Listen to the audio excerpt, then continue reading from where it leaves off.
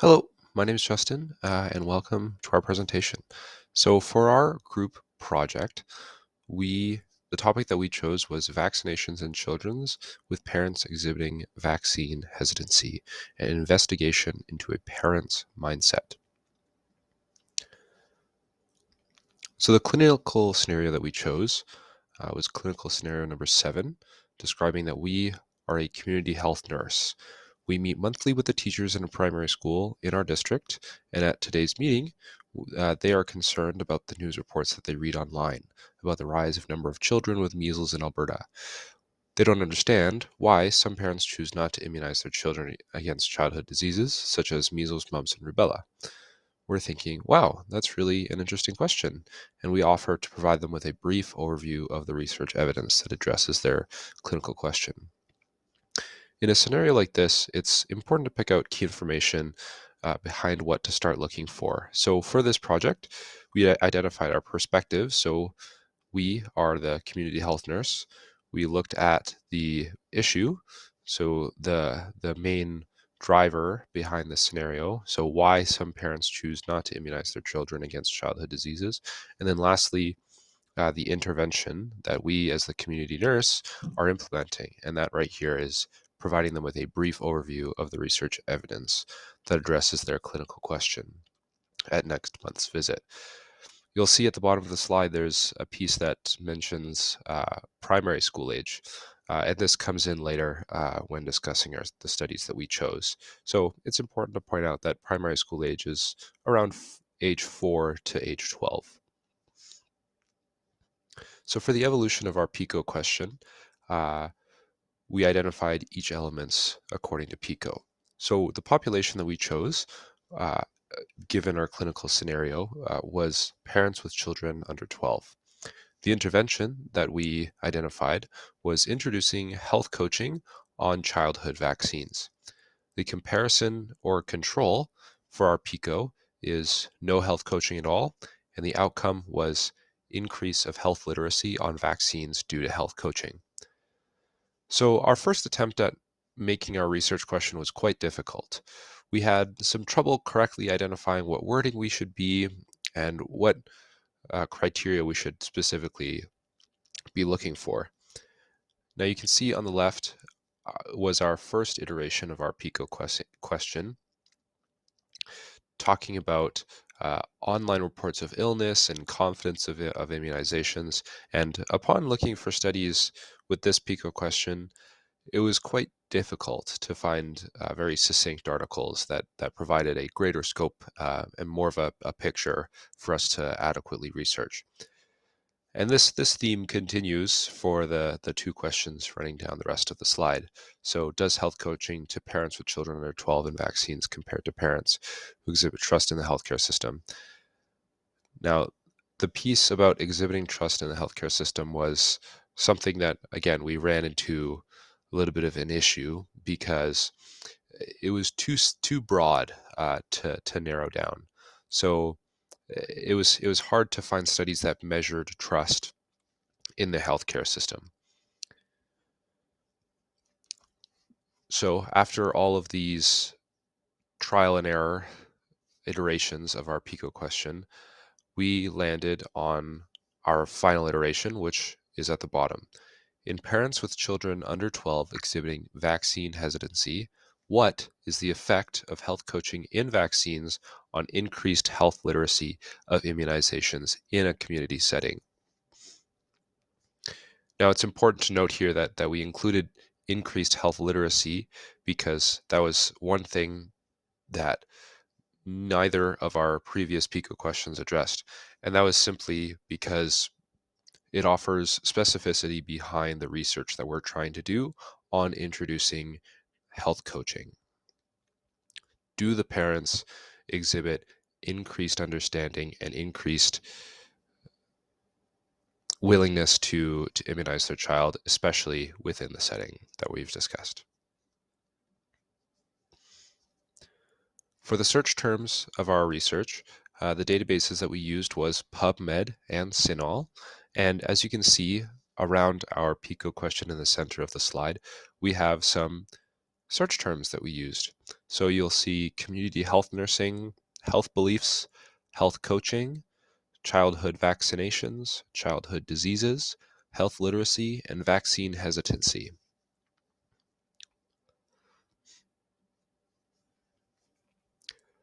So upon doing our search, you'll see the first thing that we searched for was using those three search terms, so vaccine hesitancy, community health nursing, and childhood vaccinations, and that resulted in 1,224 articles.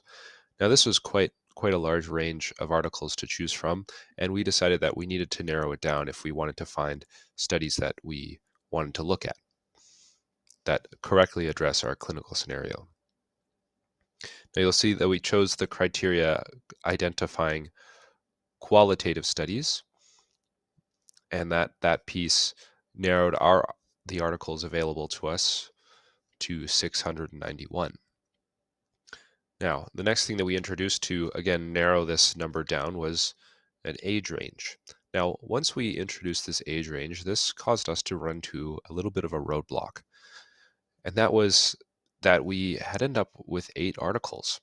And while this could be considered enough articles to do our research, we thought it was too little because some of them had dates that were not within the age range that we specified within our search criteria, and it was hard to gain a correct response to our PICO question. So we had to make some changes. And some changes that we used was just in terminology, and that you can see at the bottom of the slide is primary school age to uh, really round out the studies that we were looking for instead of 0 to 12 years of age, and immunizations, which again is a more broad term, uh, but still also applies to childhood vaccinations. So for our first study that we had uncovered was Parents' Reasoning about HPV Vaccination in Sweden by Runningen et al. So at the bottom of the slide, you'll see the purpose of the study, the research question, and the key findings. So the purpose of this study was that the researchers aimed to understand a parent's decision making about vaccinating their daughters against HPV. The research question behind this study was, what is the parent's reasoning in making decisions about vaccinating their daughters against HPV in Sweden? And the findings from this study included that 90% of parents accepting vaccinations for their daughters were due to 2 factors, and this was availability of resources and trust in the vaccination program. The outcomes of interest in this study was that parents needed to describe their reasons in decision making regarding vaccinating their daughters against HPV. The sample characteristics included 20 parents of girls aged 10 to 12 attending elementary school in Sweden, so that's also primary school. And our clinical scenario in this sample discussed children of the same age group. However, this sample excludes boys. The study design had data collection through semi-structured interviews using a topic guide 4 to 5 months after participants' daughters were offered the vaccine. The critique that we identified for the study was that the sample could have suffered from selection bias as well as recall bias due to the fact that the interviews were conducted after decisions were made regarding the vaccine. Our second study is named A Qualitative Study Exploring the A qualitative study exploring the relationship between mothers' vaccine hesitancy and health beliefs with COVID-19 vaccination intention and prevention during the early pandemic months. The purpose of the study was to investigate the role of health beliefs and prior vaccine hesitancy in U.S. mothers and how it relates to their intentions to vaccinate their children. The research question identified that they wanted to know the relationship between mothers' vaccine hesitancy and health beliefs with COVID-19 vaccination intention and prevention during the early pandemic months. And the key findings that was found in this study was that almost all mothers, regardless of their vaccination categories, did not immediately accept the COVID-19 vaccine due to safety concerns.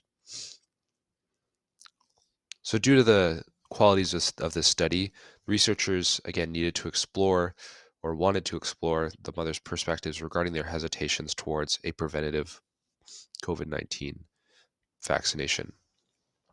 The sample consisted of 25 mothers residing in Indiana, and to be eligible for the study, individuals needed to have a child aged 15 to 26 years old living at home.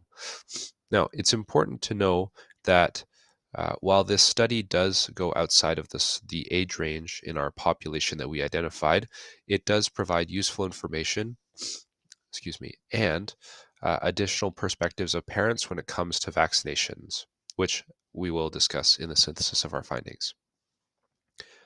The study design consisted of an interview guide, consist of open-ended questions about family health issues and vaccinations. And the critiques that we had for this article was that it was about the sample. Now, this had to do with diversity in perspectives, data collection during the early pandemic, as well as the focus of the study shifted from hesitation of the HPV vaccine to the COVID-19 vaccine based on the global situation. Study number 3 was understanding the perceived logic of care by vaccine hesitant and vaccine refusing parents, a qualitative study in Australia. So the purpose of the study was how do parents view their in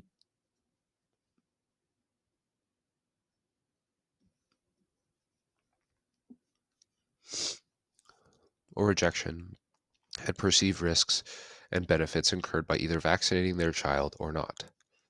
The research question identified was, what are the reasons behind the vaccine hesitancy and refusal among parents in Australia, and how do they perceive the logic of care for their children?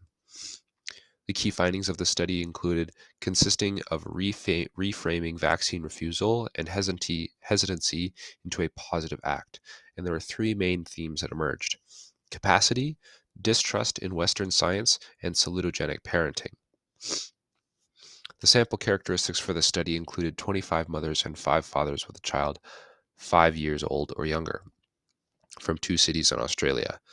This sample is similar to our clinical scenario, as children typically begin primary school at age 5.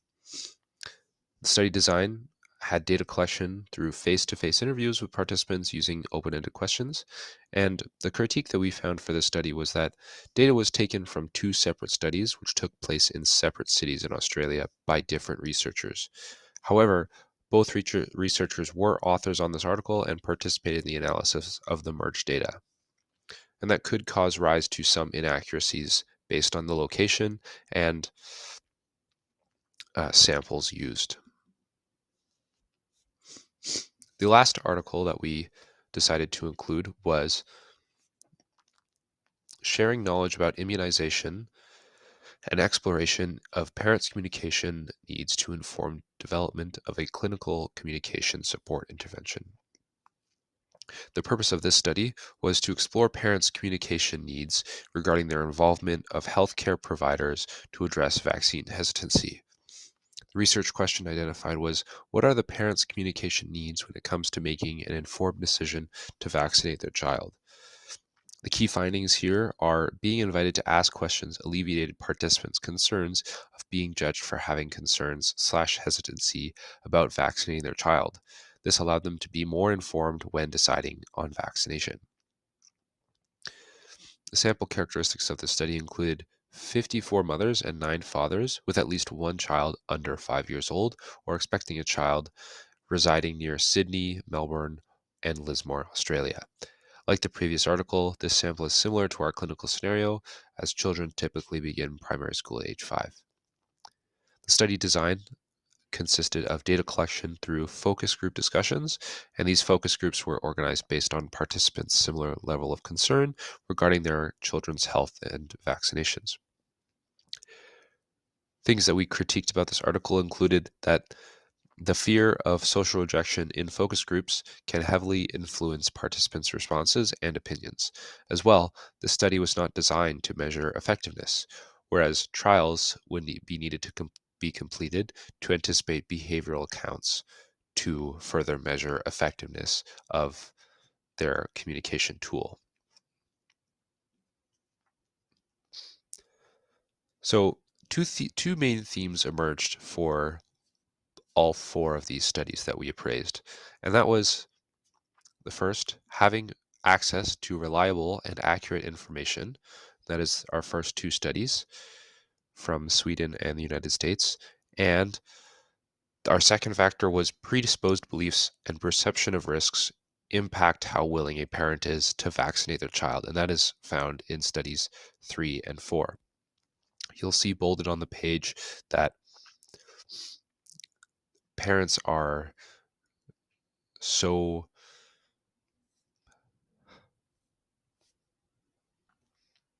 the synthesis of our findings show that the disbelief in health coaching or lack of proper health coaching led to an increased rate of parents not getting their vaccines for their children, meaning that incorrect health teaching and health coaching can lead to decreased confidence and decreased trust in vaccinations as a whole. In terms of this experience, this project was a positive learning experience about evidence-based practice and conducting research. Some of the strengths that our group demonstrated was willingness to work together, maintaining professionalism and accountability for our parts, and an initiation to advance our work. We were able to work together through virtual meetings and hold ourselves accountable for the roles that we had chosen. In terms of challenges that we had faced, we did have some difficulty formulating our PICO question, as well as the time frame of researching this project. However, we were able to communicate clearly and overcome this by setting deadlines and expectations, and we were able to finish on time. This final project provided us with useful knowledge to incorporate into our minds as registered nurses, as well as improvement for future group projects. These are our contributions, and these are our references. Thank you.